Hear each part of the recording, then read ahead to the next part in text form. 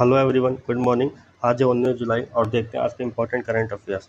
तो पहला प्रश्न आपसे पूछ रहा है, हाल ही में विदेश मंत्री एस जयशंकर ने किस देश के में भारत के पहले विदेशी जन औषधि केंद्र का उद्घाटन किया है? तो आप ये देख रहे हैं, उद्घाटन कर रहे हैं। बाकी मैं आपको बता दूं कि जो जन औषधि केंद्र है वहाँ पे नॉर्मली जेनरिक दवाएं मिलती हैं, तो जेनरिक और ब्रांड दोनों में एक डिफरेंस है।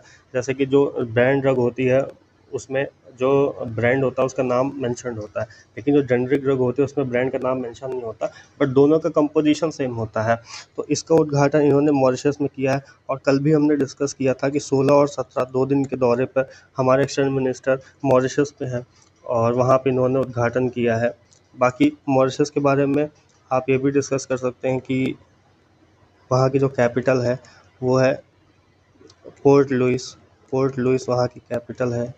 और बाकी वहाँ के जो इस समय के प्राइम मिनिस्टर हैं वो है प्रवीण कुमार, और वहाँ पे जो करेंसी चलती है वो है मॉरिशन रुपी। बाकी बढ़ते हैं अगले प्रश्न पे, देखते हैं किस राज्य सरकार ने हाल ही में युवा पुलिस के लिए नौकरी प्रशिक्षण और वजीफा प्रदान करने के लिए लड़का भाऊ योजना शुरू की? Which state government recently launched Ladka Bhau Yojana to provide job training and stipend for young man? तो ये है महाराष्ट्र के शिवम एकनाथ शिंदे। उन्होंने अभी रिसेंटली ये योजना को लॉन्च किया। ये एक तरीके एक ट्रेनिंग प्रोग्राम है, स्किल डेवलपमेंट प्रोग्राम है, जिसमें आपको कोई ना कोई फैक्ट्री या कहीं पे आपको काम दिया जाएगा जिसके द्वारा आपकी स्किल डेवलप होगी और उसका आपको स्टाइपेंड मिलेगा। जैसे आप 12th पास हैं तो आपको 6,000 रुपीज़ मिलेगा, और अगर आप डिप्लोमा हैं तो आपको 8,000 रुपीज़ मिलेगा, और अगर आप ग्रेजुएट हैं तो आपको 10,000 रुपीज़ मिलेगा। ये एक नई मुहिम वहाँ पे लागू करी गई है, जिसके द्वारा जो वहाँ के बेरोजगार युवा हैं उनको थोड़ा बहुत फाइनेंशियली सपोर्ट देने के लिए।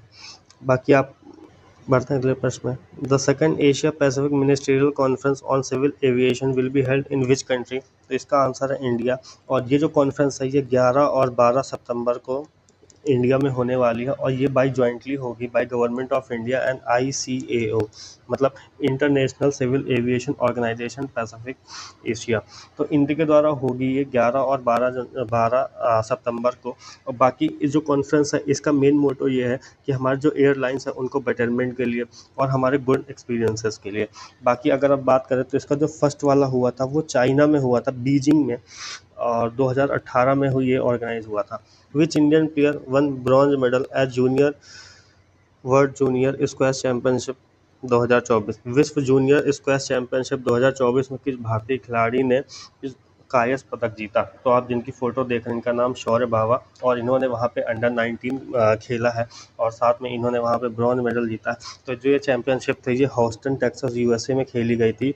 और बाकी अगर आप विश्व जूनियर स्क्वैश चैंपियनशिप की अगर बात करते हैं तो इसकी स्थापना 1967 में इंग्लैंड में हुई थी, और इसके जो अभी के जो प्रेसिडेंट हैं उनका नाम है जूना वूलरिज। आप ये भी याद कर सकते हैं, कभी ना कभी आपसे पूछ सकता है ये सारी चीज़ें।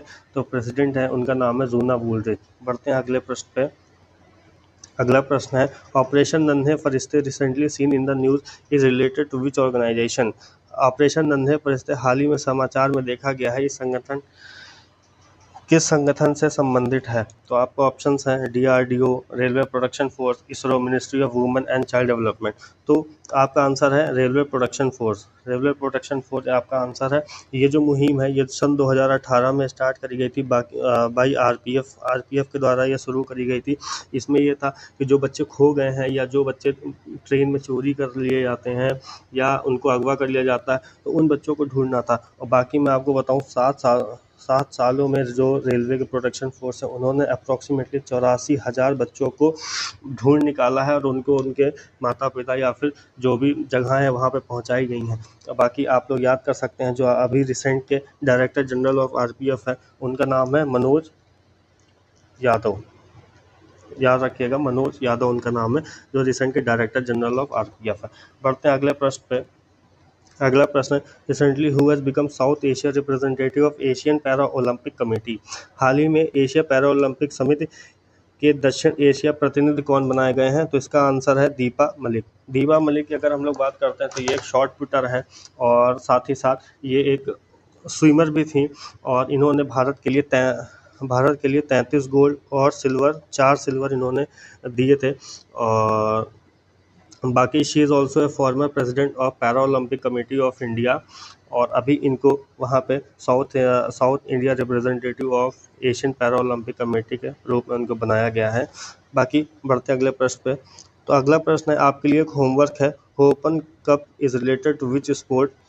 Hockey, tennis, football, cricket. बाकी जो भी आंसर है वो आप कमेंट कर सकते हैं। बाकी इस क्वेश्चन को हम लोग नेक्स्ट सेशन में डिस्कस भी करेंगे।